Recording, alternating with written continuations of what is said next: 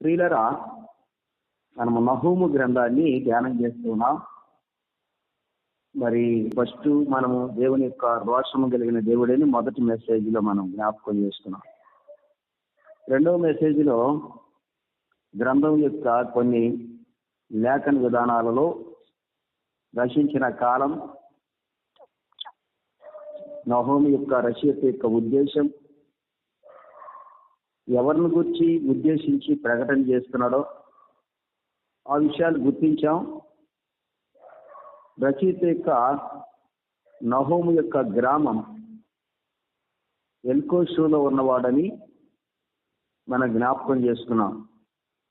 ఎల్కోషు అంటే సమకూర్చుట అనే మాట మీద మనం సమకూర్చేవారు ఉండాలి సంఘాల్లో అని, సమకూర్చి సమాధానపరిచినప్పుడు సంఘాలు క్షమాభివృద్ధికరంగా ఉండిద్దని, యేసుక్రీస్తు ప్రభువు కూడా మనము చెదిరిపోతున్న వారిని గొర్రెల వరే చెదిరిపోయి అందరము పనికిమాలిన వారి పాపములు పోయిన వారిని పాప నరకముని తప్పించి మనందరం ఆయన సంఘముగా ఆయన బిడ్డలుగా సమకూర్చుకోవటానికి ఆయన సావును పొంది మరణమును జయించి తిరిగి లేచాడు. మన కొరకు ఆయన శిలువ మరణాన్ని పొందాడు అని యోహాను రాసిన సువార్త 15 అధ్యాయంలో 11 అధ్యాయం 15 వచనములు మనం చూసి ముగించుకున్నాం. ప్రియులారా, ఈ ఉదయకాల సమయంలో నహూము అనగా ఆదరణ లేక నెమ్మది అని అర్థం. ఈ దినము ఆ విషయాల్లో మన ధ్యానానికి వెళ్దాం. నీనెవే పట్టణస్థులు బహుఘోరమైన దేవునికి వ్యతిరేకులై దేవుని కోపాన్ని, ఆయన ఆగ్రహాన్ని, ఆయన యొక్క రోషానికి, ఆయన ఇచ్చే శిక్షకు గురి కావాల్సిన వారై ఉండగా, వారు వెనుదిరిగిన వారై ఉండగా, వారి విచ్చలవిడి పాపం జారత్వములో పడిపోయిన వారని 3 అధ్యాయంలో చూస్తున్నాం. జారత్వములో పడిపోయారు. ఇటు యేసు వైపు దేవునితో కూడా ఉన్నారు. భయంకరమైన పాపంలో ఉన్న వారికి వచ్చే శిక్షను నహూము ద్వారా ప్రకటన చేస్తూ ఉండగా, వినేవారి గూర్చి ఇశ్రాయేలీయులు ఇబ్బంది పడ్డారు, పలుమార్లు శ్రమ పెట్టబడ్డారు, నిందించబడ్డారు, అవమానించబడ్డారు, చెరపట్టబడ్డారు. అందుకని వినేవారికి వచ్చే శిక్ష నహూము ప్రకటన చేస్తుండగా ఇశ్రాయేలీయులు, యోధావారు, ఎఫ్రాతా వారు ఆదరణ పొందినట్లుగా మనం లేఖనాల్లో చూడగలుగుతాం. 2వ రాజుల గ్రంథాల్లో. ప్రియులరా, వారికి వచ్చే శిక్ష ప్రకటిస్తూ ఉండగా ఇశ్రాయేలీయులు ఆదరణ పొందారు. అంతేకాదు, నహూము యొక్క ఉద్దేశం కూడా ఏమిటంటే, చెదిరిపోతున్న వారు, పాపములు ఉన్నవారు తిరిగి మరలా దేవుని దయ వల్ల రక్షణలోనికి మరలా తిరిగి వచ్చి దేవుని దగ్గర క్షమాపణ అడిగి దేవుని యందు నెమ్మది ఆదరణ పొందాలనే ఆలోచన, ఆశతో, వ్యాధంతో నహూము వారిని ఆదరించాలని, దేవుని ప్రేమను చూపించాలని ప్రకటన చేస్తున్నారు. అలాగే ప్రియులారా, అందుకే ఆయన పేరులో ఉన్న అర్థానికి తగినట్లుగా ఆ నహూము తన ప్రకటన వినిపిస్తూ ఉన్నాడు. ప్రేమను చూపిస్తున్నాడు. దయగలవాడని, కృపగలవాడని, కనికరం గలవాడని, ఆయన ఉత్తముడని, వెనుదిరిగి రండి, ఆయన సహవాసాన్ని ప్రేమ ఎంత గొప్పదో, ఆయన ఆదరణ ఎంత గొప్పదో, వెనుదిరిగి రండి అని భారంతో ప్రకటిస్తున్నారు. ఆదికాండం 47వ అధ్యాయం 12వ వచనాన్ని మనము జ్ఞాపకం చేసుకున్నాం. మరియు యోసేపు తన తండ్రిని, తన సహోదరులను, తన తండ్రి కుమారులు, కుటుంబపు వారి అందరినీ వారి వారి పిల్లల లెక్క చొప్పున వారికి ఆహారం ఇచ్చి సంరక్షించను అనే మాట మనం జ్ఞాపకం చేసుకుంటూ ఉన్నాం. తన కుటుంబీకులు, తన అన్నదమ్ములు ఐగుప్తులో ఉండగా రాజు యొక్క సంస్థానములో రాజు తర్వాత రాజుగా అధిపతిగా ఉండగా కానానులో కరువు వచ్చింది యాకోబు కుటుంబాలకి. యాకోబు ఆదేశాన్ని బట్టి ఐగుప్తుకి వెళ్ళి ధాన్యం తీసుకురమ్మని అన్నదమ్ములు పంపినప్పుడు అన్నదమ్ములతో యోసేపు మాట్లాడిన విధానం కానీ, వారిని ఆదరించిన విధానం కానీ, వారు కరువులో వచ్చారని సమకూర్చిన విధానం కానీ మనం గమనించినట్లయితే, శత్రువులైన గుంటలో పడవేసిన, కాళ్ళు చేతులు కట్టిన, చంపటానికి ప్రయత్నించిన అన్నదమ్ములందరూ తిరుగుబాటు చేసి మరి ఆ యోసేపును అమ్మివేసిన, కానీ వారి కుటుంబాన్ని ప్రేమించి ఆహారం ఇచ్చి ఆదరించేవాడు ఉన్నాడు యోసేపు. ఇది దేవుని కార్యం కానీ మీది కాదు. మీకు ఆహారం కావాలని ముందుగానే నన్ను ఐగుప్తునికి దేవుడే పంపాడని వారిని ఆదరిస్తున్నాడు మాటలతో, శారీరకంగా ఆహారంతో. అంతేకాదు, నివసించడానికి స్థలం ఇప్పించి రాజుగారితో మాట్లాడి వారి కుటుంబీకుల్ని శత్రువుగా చూసిన, ఒంటరివాడిని చేసిన, హింసించిన శత్రువైన అన్నదమ్ములను ప్రేమించి ఆదరిస్తున్న యోసేపును మనం చూస్తున్నాం. ప్రియులరా, నహూము అనే భారము కలిగి ప్రకటించే వారంగా మన ప్రకటన సంఘానికి, మన ప్రకటన మరి సువార్త ప్రకటిస్తున్నప్పుడు రక్షించబడే వారికి ఆదరణగా ఉండాలనే సంగతి నహూము తెలియపరుస్తుండగా, యోసేపు శత్రువులను ప్రేమించి వారిని ఆదరించేవారుగా, దేవునిలో స్థిరపరిచేవారుగా ఉండాలని యోసేపు మనకు ఆ ఆదరణ కార్యాన్ని జ్ఞాపకం చేస్తూ ఉన్నాడు.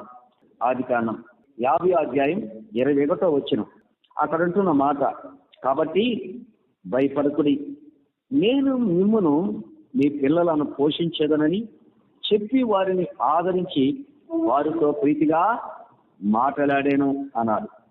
యోసేపు జీవితంలో తన తండ్రి అని యాకోబు చనిపోయిన తర్వాత వారందరూ భయపడుతున్నారు. యోసేపు మమ్మల్ని ఏం చేస్తాడోనని భయముతో ఉన్నారు. సహోదరుల్ని ఏం చేస్తాడోనని భయపడుతూ ఉన్నారు. ఆ సమయంలో అంటున్నాడు, భయపడవద్దు, నేనున్నాను. మీరు నా అన్నదమ్ములు, నా తండ్రి బిడ్డలు, రక్త సంబంధులు, మీరెందుకు భయపడుతున్నారు? నేనున్నాను కదా, నేను మీకు భయపడొద్దు, నేను మిమ్ములను మీ పిల్లలందరినీ పోషిస్తాను చెప్పి వారిని ఆదరించి వారితో ప్రీతిగా మాట్లాడింది. ఎవరున్నారు చెప్పండి? విడువబడిన కుటుంబానికి యజమానుడు మృతి చెందగా విడువబడిన కుటుంబాన్ని పిల్లలను నేను ఉన్నాను, ఆదరిస్తానని చెప్పగలిగినటువంటి నాయకులు కానీ, పెద్దలు కానీ, సంఘస్థులు కానీ, విశ్వాసులు కానీ ఉన్నారు. నేటి దినాల్లో అలా ఉంటే ఎంత మేలు, ఎంత మేలు, ఎంత ఆదరణ, పరసంబంధమైన ఆదరణ, పాతికి రక్షణ కలిగించే ఆదరణ నహూము చూపిస్తే, యోసేపు శత్రువులను ప్రేమించి దగ్గర తీసి వారు ప్రభు వైపు తిప్పి ప్రభులో స్థిరపరుస్తున్నట్టుగా ఆదరిస్తే, యోసేపు యజమానుడు చనిపోగా మిగతా కుటుంబానికి ఆహార సంబంధ, శరీర సంబంధంగా, ఆత్మ సంబంధంగాను ఆదరించేవాడు ఉన్నారు. ఈ పాఠాలు మనకు మేలుకరంగా ఆలోచించాలి. విడువబడిన కుటుంబాన్ని, క్రైస్తవ కుటుంబాలను నేనున్నాను, దేవుని వాక్యం చెప్పి వారిని ఆదరించేవారుగా, ఆర్థికంగా ఆదరించేవారుగా ఆయన యోసేపు ఉన్నట్లుగా ఉంటే మేలని జ్ఞాపకం చేస్తున్నాం. పక్కనే చూడండి, రూతు గ్రంథానికి మనం వెళ్దాం. రూతు గ్రంథం 2:13 అందుకు ఆమె, నా ఏలినవాడా, నేను పనికెత్తులలో ఒక దానను కాకపోయినను నీవు నన్ను ఆదరించి నీ దాసురాలును నా యందు ప్రేమ కలిగి మాట్లాడితే గనుక నా ఎడల నీకు కటాక్షం కలిగినిమ్మని చెప్పాను. రూతును కూర్చిన ఆదరణ బోయాజు చూపిస్తున్నాడు. ఒంటరి జీవితం, మోయాబుని, అన్నదమ్ములను, అక్కచెల్లెలను, తల్లిదండ్రులను, తన ఉన్న స్థలాన్ని విడిచి ఎరగని ప్రదేశాన్ని బెత్లెహేమునకు రూతు వెంట వచ్చింది. నీతి గలదై దేవుని ఎందుకు విశ్వాసం ఉంచినది. ఒక విధవరాలుగా, యవనస్తురాలు, ఎవరో లేని విధవరాలు, వృద్ధాప్యంలో ఒక ముసలావుడి వెంట వచ్చింది. ఆ ప్రదేశం తెలియదు, ఆ ఊరు తెలియదు, ఆ ఊరు ప్రజల ఉద్దేశాలు తెలియవు, అక్కడ ప్రజల పరిచయాలే లేవు, ఎవరి దగ్గరికి వెళ్ళి ఆహారం పనిచేయడం తెలియని విషయం. అది ఆలోచన చేయండి.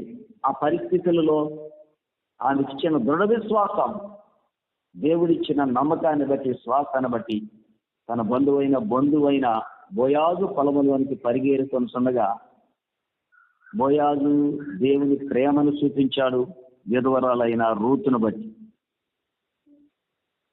పనివారికి వారితో మాట్లాడాడు. ఆమెను ఎవరు ఏమి అనవద్దని హెచ్చరించాడు, ప్రేమ చూపించాడు, ప్రీతిగా మాట్లాడాడు. నీవెవరు వారి విషయాలు అడిగాడు. ఆహారానికి సిద్ధపరుస్తామని, ఈ పొలంలో నీవెంతగా ఏరుకుంటావు అంతగా ఏరుకొని తీసుకువెళ్ళమని, భుజించమని ఆదరించి ప్రేమ చూపిన వాడు బోయాజు. వీళ్ళారు ఆలోచించారు. మనకున్న దానిలో ఒక విధవరాలిని, ఒక భర్త లేని స్త్రీని, మనకున్న దానిలో ఆత్మీయంగాను ఆర్థికంగాను వారిని ప్రేమించి ప్రీతిగా మాట్లాడి ఆదరించేవారుగా ఉంటే ఎంత మేలు. ప్రభు అన్నాడు కదా, విధవరాలుని దిక్కులేని పిల్లల భక్తి జీవితంలో వారిని ఆదరించుటే అది ఒక గొప్ప భక్తికి సహకారం అన్నారు. మన భక్తి జీవితంలో అదొక గొప్ప విశేషమైన సంగతి. మనకున్న దానిలోనే ఎంతగానో వారికి ఇవ్వాలని కాదు, కానీ దేవుడి వాక్య లేఖనాలు రూతు విషయంలో బోయాజును మనకు గుర్తు చేస్తున్నారు. దేవుని ప్రేమను చూపించి ఆ ఒంటరి మహిళను, ఆ ఒంటరి విధవరాలను ఆమెకి ఎంత కావాల్సి అంత ఇచ్చిన వాడు బోయాజు ఒక విధవరాలను ఆదరించినట్లుగా మనముకు కట్టి ఆదరణిస్తే ఎంత మేలు. చూడండి, అపోస్తల కార్యాల గ్రంథం 4వ అధ్యాయం 36వ వచనం. కుప్రాలో పుట్టిన లేవీయుడగు యోసేపు అను ఒకడుండెను. ఇతనికి అపోస్తలుడు హెచ్చరిక పుత్రుడు అని అర్థమిచ్చు బర్నబా అను పేరు పెట్టబడి ఉండేది. ఇతడు భూమి గలవాడై ఉండి దానిని అమ్మి దాన్ని వెల తెచ్చి అపోస్తలుల పాదముల యొద్ద పెట్టెను అని గమనిస్తూ ఉన్నాం. బర్నబా అంటే ఆదరించేవాడు. ఆయన పేరుకు తగినట్లుగా ఆయన పొలమంతా అమ్మి అపోస్తలుల దేవుని పాదాల దగ్గర ఇస్తూ ఉన్నారు. ఎంత ఇస్తున్నాం ప్రభుకి? ఆయన అపోస్తలుడు, గమనిస్తున్నామా? పంపబడినవాడు, పిలువబడినవాడు, పని కొరకు ఏర్పాటు చేయబడినవాడు. సేవకులకు ఇచ్చిన మాట అది. మనం చాలాసార్లు చెప్పుకుంటూ వస్తాం వేరు వేరు విధాలుగా. చెప్పేవారి సంగతే బర్నబా ఆలోచించింది. అక్కడ ఒక బోధించి అపోస్తలుడు అని రాయబడింది. అక్కడ చూడండి, ఇతనికి అపోస్తలులు అని హెచ్చరిక పుత్రుడు అని రాయబడాడు. లేవీయుడు, యాజకులము లేవీయులు, బోధించేవారమే, ప్రకటించేవారమే. మనం ఇస్తున్నామా? మనం ఇవ్వాల్సిన అవసరం లేదా? మనకు ఇవ్వాలా లేదా ప్రభుకి? మనకు ప్రభు ఇంకా ఇవ్వాలంటే మనం కూడా ఇవ్వాలి. దేనికి ఇవ్వాలి? పరిశుద్ధుల అవసరతల్లో దేనికి ఇవ్వాలి? సువార్త ప్రకటించటానికి. సమస్తం ఉన్నదంతా అన్ని ఇస్తూ ఉన్నాడు. ఎంత మేలు. పౌలు అన్నాడు, పుచ్చుకోవటం కాదు, ఇచ్చుట, ఇచ్చేవారంగా ఉండాలని. తీసుకోవటమే సరిపోతుంది సేవకులకి. నేను సేవకునేలేండి. తీసుకోవటమే సరిపోతుంది, ఇచ్చేవారుగా లేము. ఇస్తున్నామా? ప్రభు లెక్క అప్పగించాల్సిన అవసరం ఉంది ఈ విషయంలో. మనం ఎంత ఇస్తున్నాం సువార్త పనికి? మనం ఎంత ఇస్తున్న సంఘ పరిశుద్ధుల అవసరాల్లో? ఆలోచించి విమర్శ కాదు, కానీ హాస్పిటల్కి ప్రార్థన చేయటానికి కానీ వెళ్ళి కానుకలు తెచ్చుకునే వాళ్ళు ఉన్నారు. వారి ఇబ్బందులు హాస్పిటల్ ఉంటే ప్రార్థించి కానుక తెచ్చుకునే వాళ్ళు లేరా? సేవకులు ఎంత దౌర్భాగ్యమైన పరిస్థితి. ఆలోచించాక మనం కొంచెం దాంట్లో ఆలోచిస్తే మేలు. మనం మాదిరి చేయించకుండా ఇతరులు ఎలా సంఘాల్లో ఖర్చు పెడతారు? మాదిరికరమైన ఆదరణకరమైన అపోస్తలుడు బర్నబా దేవుని పని కొరకు పరిశుద్ధుల అవసరాలతో సువార్త ప్రకటించటకు ఆత్మల భారం కలిగి తనకున్నదంతా అన్ని ఖర్చు పెడుతూ ఉన్నారు. ఆలోచన చేద్దాం ప్రియులారా. మనము కూడా నేటి దినాలలో ఖర్చు పెట్టి పనిచేసేవారు ఉండాలని బర్నబా హెచ్చరికిస్తున్నాడు. హెచ్చరిక పుత్రుడు హెచ్చరిస్తూ ఉన్నారు. అపోస్తల కార్యాల గ్రంథం అక్కడే 15వ అధ్యాయం 32వ వచనం. మరియు యోదాయు శేరయి కూడా ప్రవక్తలై ఉండి అందున ఎక్కువ మాటలతో సహోదరులను ఆదరించి స్థిరపరిచిరి అని ఉంది. ఆలోచన చేయండి. దేవుని సేవకుల యొక్క మాటలు ఆదరించేవిగా ఉండాలి. ప్రజలను ఆదరించే సేవకులుగా ఉండాలి. అక్కడున్న వారు ఎవరు? వారు పిలువబడిన వారే. పిలువబడిన వారే అక్కడున్నవారు. శీలయు యోధయు ప్రవక్తలయ్యి ఉండి అన్నాడు. ప్రకటించే విషయంలో ఆదరించేవారు ఉండాలని జ్ఞాపకం చేస్తున్నారు. కఠినంగా మాట్లాడటం, బాధ పెట్టే మాటలు, హింసించే మాటలు కాదు. ఆదరణ కలిగిన మాటలు దేవుని వాక్యం. వాక్యమే ఆదరణ, మన మాటలు కాదు. వాక్యమే ఆదరణ, ప్రకటించే ఆదరణ. నహూము వలె ఆదరించేవారుగా ఉండాలి అని జ్ఞాపకం చేస్తున్నాం. రోమీయులకు రాసిన పత్రిక 1వ అధ్యాయం 11వ వచనం. మీరు స్థిరపరచబడవలెనని అనగా మీకును నాకును కలిగి ఉన్న విశ్వాసం చేత, అనగా మనము ఒకరిని ఒకరము విశ్వాసముతో ఆదరించుకొనవలెను. ఇది అవసరం, ప్రాముఖ్యం నేటి దినాలను. సహోదరులు సహోదరులతో ఒకరినొకరు విశ్వాసమును బట్టి, మనకున్న విశ్వాసం బట్టి ఆదరించుకునే వారు ఉండాలి. మనకున్న విశ్వాసం ఏది?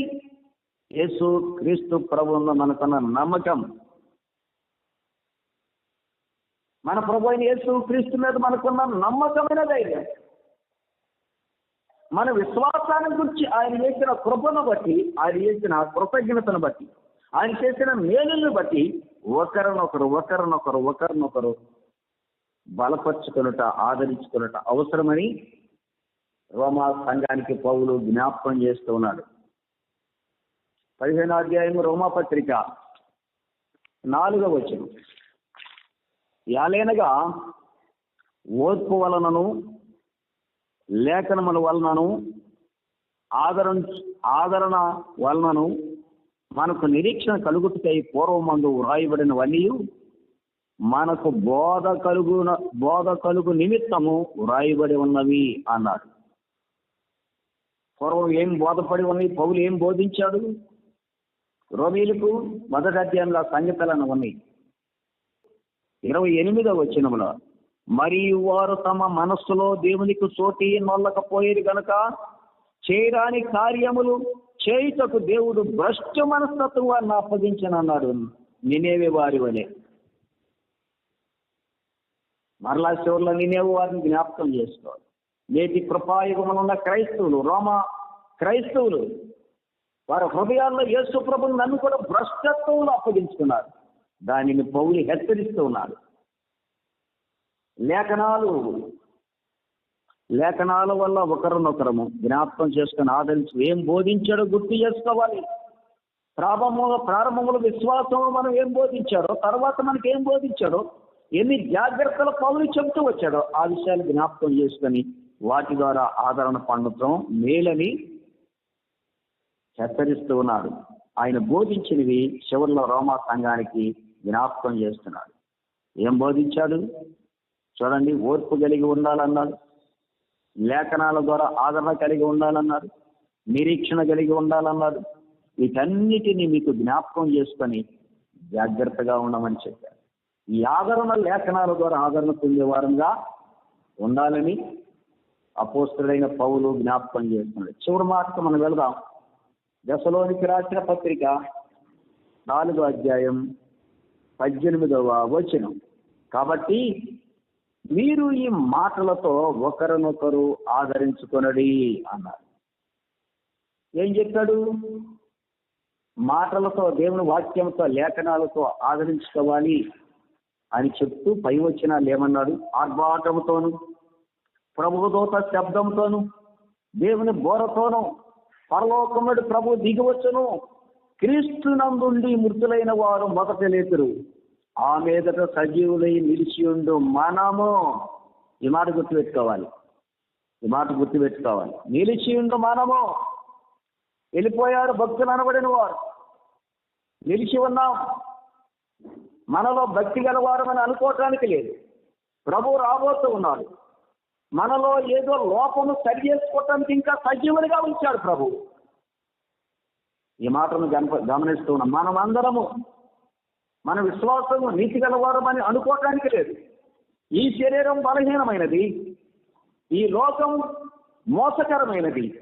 ఈ విషయాలు గుర్తుపెట్టుకోవాలి. లేని లేఖనాలు గుర్తుపెట్టుకోవాలి. మనం మొదట విశ్వాసాన్ని గుర్తుపెట్టుకోవాలి. నినేవే వారి వల్ల తొలగిపోయేవారు కాక, రోమా మనసు కన్నవారు కాక, ఆదరణ కలిగిన దేవుని లేఖనాలు ఆదరించుకునే వారుగా ప్రభు వస్తున్నాడని ఎరిగి, ఆయన రాకడలో మనం ఉండాలని గుర్తెరిగి, ఆయనకున్న ప్రేమ, నిరీక్షణ, విశ్వాసంతో ఆదరించుకొని ఉన్నవారమై మనమందరము ఆయనతో ఉండాలని సిద్ధపడేవారు ఉండాలని జ్ఞాపకం చేస్తూ ఉన్నారు. 5 ఎత్తబడిరి, 5 విడువబడిరి. ఎందుకని? నూనె లేదు. సిద్ధపడ్డవారు ప్రభు రాగానే వెళ్ళిపోయారు. ఆలోచన చేయండి. త్వరగా వస్తున్నారు, శబ్దం చేస్తూ వస్తున్నారు, కనురెప్పపాటులో వస్తున్నారు. ఎప్పుడు వస్తాడో ఎవరికి తెలియదు. క్రైస్తవ జీవితంలో దేవుని లేఖనాల ద్వారా ఆదరించుకొని, ప్రారంభ విశ్వాసం ప్రభువును ఎరిగిన స్థితిని గుర్తించుకొని, ప్రభు రాకడలో సిద్ధపడి దేవుని వాక్యం ద్వారా ఆదరించుకొనిచు, ఆయన మాటల చేత ఆదరించుకొనిచు, మనుషుల వైపు తిరగక, మనుషుల మాటల వైపు తిరగక, మనుషుల బోధల వైపు తిరగక, కల్పన వాక్యాల వైపు తిరగక, ఆత్మను సిద్ధపరుచుకున్న వారి పరిశుద్ధాత్మతో నింపబడిన వారమై, దేవుని ఆత్మకార్యాలు చేస్తూ అనేకమైన ఓర్పు గలవారమై, నిరీక్షణ గలవారమై, ప్రేమ గలవారమై, విశ్వాసము గలవారమై, ప్రభు లేఖనాలు గుర్తులు ప్రభు వస్తున్నాడనే సిద్ధపడి ఉండటం లేదని ఆయన అక్కడ ఆదరణకరమైన మాట చెబుతున్నాడు. పిల్ల భక్తులైన వారు వెళ్ళిపోయారు. భక్తులైన వారు తరం వెంబడి తరం వెళ్ళిపోయారు. వారు ప్రభుత్వం రాబోతూ ఉన్నారు. మనలను తీసుకుని వెళ్ళడానికి రాబోతూ ఉన్నారు. మనము సిద్ధపడి ఉండాలి, మనము సిద్ధపడి ఉండాలి, ఆయన కొరకు సిద్ధపడి ఉండాలని మాటలు హెచ్చరికగాను ఆదరణగాను ఈ ప్రభు జ్ఞాపకం చేస్తున్నారు. ఆయన లెక్కలో ఆయన కోసం ఎదురు చూసిన వారు మాత్రమే ఆయనతో మధ్యాకాశం విందులోనికి వెళ్ళటానికి సిద్ధంగా ఉంటారు. ఆ పెండి విందులో ఆ ప్రభుతో కూడా నిత్యానంద భరితమై సంతోషానందములతో సిద్ధపరచబడిన వధువు వరుడైన పెళ్లి కుమారుడికి ఎదురు చూసే వధువుగా ఉండాలని జ్ఞాపకం చేస్తున్నాడు. ఆనందం పొందేది. ఆ వరుడైన భర్తతో సిద్ధపడుతున్న భార్య ఏకమ కలిగి ఆనందించే కుటుంబంగా ఉండాలని ఆదరణకరమైన లేఖనాల్లో దశలోనికి సంఘానికి వచ్చిన సంగతి పౌలు రాస్తూ ఉన్నాడు. వీళ్ళారు ఆలోచన చేయండి. అరాకరకు సిద్ధపడి ఉన్నామా? విడిచిపెట్టబడేవారుగా ఉన్నామా? ప్రశ్న వేసుకోవటం మంచిది కాదు. నహూము ప్రకటన, తిరిగి వెళ్తున్న వారు తిరిగి రమ్మని ఆదరణకరమైన మాటలు అందిస్తున్నాడు. ఉన్నతి సంఘానికి, ఇశ్రాయేలుకి ఆదరణకరమైన ప్రకటన చేస్తున్నాడు. యోసేపు జీవితంలో శత్రువులైన కొట్టిన వారిని, తిట్టిన వారిని, కట్టివేసిన వారు, బలతో కొట్టిన వారిని, అన్నివేసిన వారిని క్రీస్తు ప్రేమను చూపించి వారిని ఆదరించి క్రీస్తులో నడిపించేవారుగా, వారి తప్పిదమ్ములు క్షమాపణ అడిగి ప్రభు కొరకు స్థిరపరిచేవారుగా చేశాడు యోసేపు. విడువబడిన కుటుంబం, యాకోబు లేకపోయినా భయపడుతున్న అన్నదమ్ములను, కుటుంబీకులను నేను ఉన్నాను మిమ్మల్ని ఆదరించటానికి. నాన్న లేకపోయినా, తండ్రి లేకపోయినా అని విడువబడిన కుటుంబాన్ని ఆదరించే యోసేపును మనం చూస్తున్నాం. విధవరాలైన రూతును, బోయాజు ప్రేమ ఆదరణ కలిగించిన వాడుగా, ఒంటరి మహిళను, ఎవరో తెలియని మహిళను, చిన్న చూపు దొరుకున్న యవన కాలంలో ఆ బిడ్డను ఆదరించిన బోయాజుగా మనం చూస్తూ ఉన్నాం. అపోస్తల కార్యాల గ్రంథం 4:36 పరిశుద్ధులను సువార్త ప్రకటన పరుచు ఆదరించిన బర్నబాగా హెచ్చరిక పుత్రుడిగా, సేవలో కూడా సమస్తం దేవునికి అర్పించిన వాడుగా, పరిచర్య ఖర్చు పెట్టి పనిచేసేవాడుగా, ఆదరించేవాడుగా మనం చూసాం. అపోస్తల కార్యాల గ్రంథం 15:32 జ్ఞాపకం చేస్తున్న సహోదరులను ఆదరించేవారుగా, రోమాలో విశ్వాసం చేత ఒకరినొకరు ఆదరించుకునే వారుగా, రోమా పత్రికలో 15:4 లేఖనము ద్వారా ఆదరించుకునే వారంగా, దశలోనిక సంఘం మనం చూసిన దానిలో రాకడకు సిద్ధపడి ప్రభు కొరకు ఎదురు చూసి ప్రభు ఆదరణ పొంది సంఘముగా ఆ యొక్క పెళ్లి విందులో మధ్యాకాశమును కొనిపోయబడే వారంగా సిద్ధపడి ఉండాలని ప్రభు జ్ఞాపకం చేస్తున్నారు. ఇట్టి ఆదరణ మనకు కలిగి ఉండాలని ప్రభు యేసుక్రీస్తు నామమున మీ అందరికీ కలుగునుగాకని యేసు ప్రభువు నామమున నేను ముగిస్తున్నాను. దేవుడి మాటలు దీవించును గాక.